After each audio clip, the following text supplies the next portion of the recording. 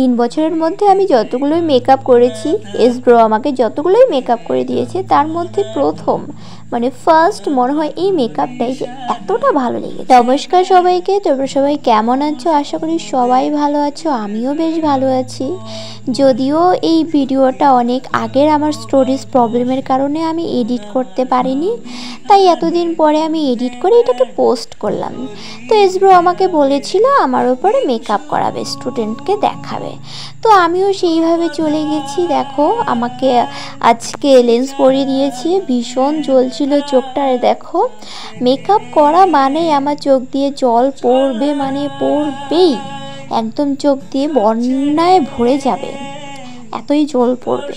তো এবার একটু কমই পড়েছে, কিন্তু যখন আমি ফার্স্ট টাইম করেছিলাম মেকআপ, মানে এস ব্রো যখন আমাকে ফার্স্ট টাইম আমাদের ক্লাসে করিয়ে দিয়েছিল, তখন এত পরিমাণ জল পড়েছিল, ওই ফটোটা আজ পর্যন্ত আমার চোখে ভাসে। মেকআপ কিন্তু কমপ্লিট, ড্রেসও পরানো হয়ে গেছে, আর এখন দেখো শুধু হেয়ারটা কোনো মতো করবে।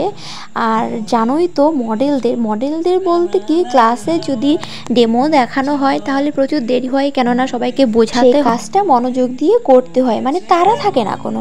যেরকম বিয়ে বাড়িতে দেখো এস ব্রোর কিন্তু 45 মিনিটেই পুরো মেকআপ কমপ্লিট হয়ে যায়, আর এখানে যেহেতু ক্লাসে সেই কারণেই এতটা সময় নিয়েছে।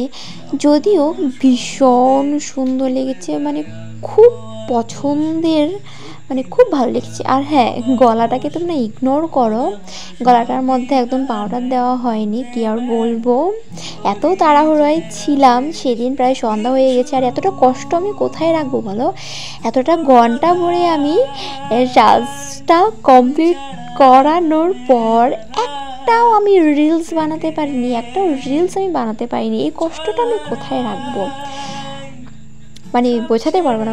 মানে আমি যখন এই ভিডিওটা বাড়িতে এসে দেখি, আমার এত ভালো লেগেছে, মানে আমি পুরো ফিদা।